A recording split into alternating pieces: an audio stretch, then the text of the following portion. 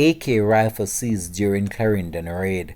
Hi again and welcome. This is Links 007 TV News Report, and we'll be right back with the full details to come. Welcome to Links 007 TV News Report, providing you with the best in local and international news updates. This is a place where you can get the most reliable and informative news information. Links 007 TV News Report. Welcome back and thanks for joining us. This is Links 007 TV News Report. A team of officers assigned to the Clarendon Police Division seized a AK-47 rifle during an operation in Portland Cottage in the parish on Friday, August 23rd. Reports are that at around 2:05 p.m., lawmen were in the area when the premises was searched. During the search, the firearm was found in the yard. No one was arrested in relation to the seizure.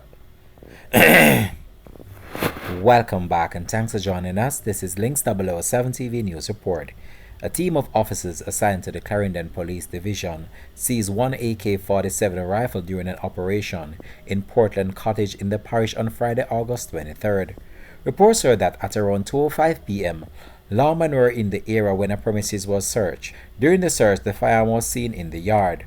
No one was arrested in relation to the seizure. The investigation continues.